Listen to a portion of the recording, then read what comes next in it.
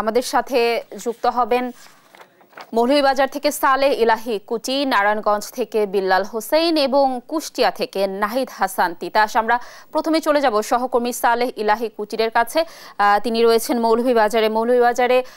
কুচি, কেমন চলছে ভোট গ্রহণ? সকাল থেকে তো ভোট গ্রহণ শুরু হয়ে গেছে, ভোটার উপস্থিতি কেমন দেখছেন? ইভিএম এ কি ভোট নেওয়া হচ্ছে? তাদের প্রতিক্রিয়া কেমন জানাবেন? ধন্যবাদ লাবণী। আপনি যেমনটি বলছিলেন, আজকে মৌলভীবাজার জেলার 2টি উপজেলায় নির্বাচন হওয়ার কথা ছিল। আপনি জানেন যে মৌলভীবাজার সদর উপজেলার নির্বাচন আইনি জটিলতার কারণে সেটা স্থগিত করা হয়েছে।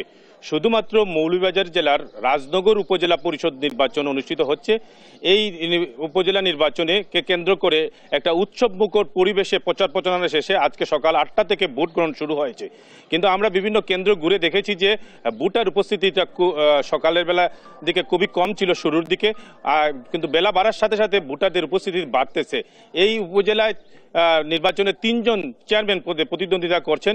আমি ভোটারদের সাথে কথা বলেছিলাম, তারা বলছেন যে ত্রিমুখী লড়াই হবে এবং এই ত্রিমুখী লড়াইয়ের মধ্যে দিয়ে যিনি হয়তো একজন নির্বাচিত হবেন।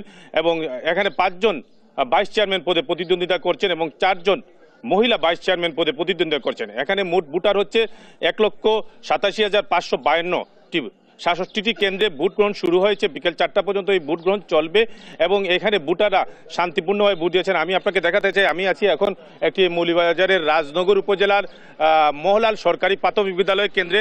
এখানে সকাল থেকে ভোটাররা আসছেন এবং ভোটার দিচ্ছেন এবং ভোট নির্বিঘ্নে করার জন্য আইন শৃঙ্খলা পরিস্থিতি রক্ষাকারী বাহিনীরা নিরলসভাবে কাজ করে যাচ্ছেন এবং এখানে অনেক ভোটাররা আছেন যারা তাদের ভোট দিয়ে ইতিমধ্যেই চলে গেছেন এবং আশা করা হচ্ছে যে এই জায়গায় ভোটার উপস্থিতি অনেকটা বাড়বে বেলা বাড়ার সাথে সাথে। আমার সাথে আছেন একজন ভাইস চেয়ারম্যান প্রার্থী, তিনি জানাচ্ছেন কেমন হচ্ছে তার এই ভোটটি। আপনি বলেন তো, আপনি যে আপনার ভোট কেমন দেখতেছেন এই যে ভোট পড়তেছে? বিসমিল্লাহির রহমানির রহিম।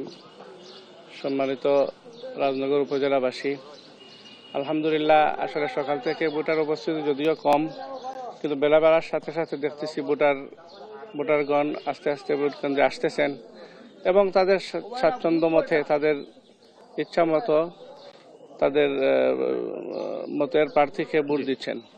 যে আপনি যেমনটি শুনছিলেন, আমি এখন চলে যাব আমাদের আরেক সহকর্মী নারায়ণগঞ্জের বিল্লাল হোসেন। তিনি তার সেখানে নির্বাচনের সর্বশেষ পরিস্থিতি আমাদেরকে জানাচ্ছেন। বিল্লাল।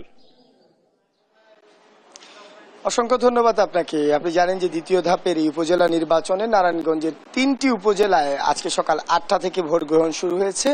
তো সকাল থেকে আমরা ভোট কেন্দ্রগুলোতে ঘুরেছি, সেখানে দেখেছি যে ভোটার উপস্থিতি এখন কিছুটা কম হলেও বেলা যত বাড়ছে ভোটার উপস্থিতি কিন্তু ততটাই বাড়ছে। তো সব মিলিয়ে নারায়ণগঞ্জের রূপগঞ্জ, 2500 এবং সোনারগাঁ 3টি উপজেলাতে 9 জন চেয়ারম্যান প্রার্থী সহ 20 জন প্রার্থী প্রতিদ্বন্দ্বিতা করছেন। তো আজকে এখন পর্যন্ত ভোটের পরিস্থিতি একেবারেই স্বাভাবিক রয়েছে এবং আইন শৃঙ্খলা বাহিনীর সদস্যরা কিন্তু কঠোর অবস্থানে আছেন।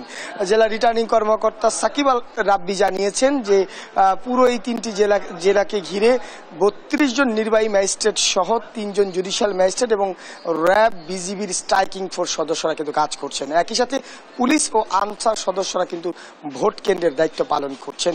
তো এখন পর্যন্ত এই 3টি উপজেলাতে একেবারে স্বাভাবিকভাবেই আসলে ভোট গ্রহণ শুরু হয়েছে এবং প্রার্থীরাও জানিয়েছেন যে সুষ্ঠুভাবে যাতে নির্বাচন অনুষ্ঠিত হয় সেই দাবিটিও কিন্তু তারা আজকে সকাল থেকে জানিয়ে আসছেন।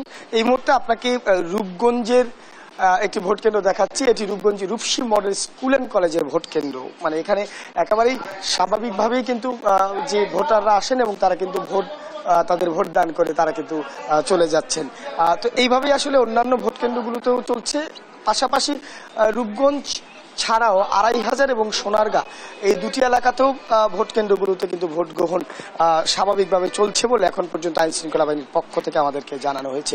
তবে সোনারগাঁয়ের এই যে বিষয়টি একটু জানাতে চাই, সোনারগাঁয়ের কিশোরগঞ্জ সহ বেশ কয়েকটি কেন্দ্র থেকে এজেন্টকে বের করে দেওয়ার অভিযোগ কিন্তু ইতিমধ্যেই করেছেন মাহফুজুর রহমান কালাম, অর্থাৎ প্রতিদ্বন্দ্বী প্রার্থী বাবুল ওমরের বিরুদ্ধে নিয়ে অভিযোগ করেছেন। এখন এছাড়া 2500-এ যিনি দোয়াত কলমের প্রার্থী শাহজাহান শাহজালাল তিনি কিন্তু তার যে প্রতিদ্বন্দ্বী প্রার্থী সাইফুল স্বপন তার লোকজনকে মারধর করেছে এমন অভিযোগ কিন্তু করেছেন, এজেন্টকে বের করে দেওয়া হয়েছে এমন অভিযোগ করেছেন। এছাড়া তেমন কোনো বিচ্ছিন্ন ঘটনার খবর এখন পর্যন্ত আমরা পাইনি। বলা যায় সকাল থেকে স্বাভাবিকভাবেই উৎসবমুখর পরিবেশই নারায়ণগঞ্জের 3টি উপজেলায় ভোট গ্রহণ চলছে। তো এই ছিল আমার কাছে পরিস্থিতি, পরবর্তীতে হয়তো আরো জানাতে পারবো। আমরা এই মুহূর্তে চলে যাব কুষ্টিয়ায়, সেখানে আছেন আমাদের সহকর্মী নাহিদ হাসান তিতাস। তিতাস, ধন্যবাদ বিল্লাল। কুষ্টিয়াতে সকাল থেকে শান্তিপূর্ণভাবে ভোট গ্রহণ শুরু হচ্ছে।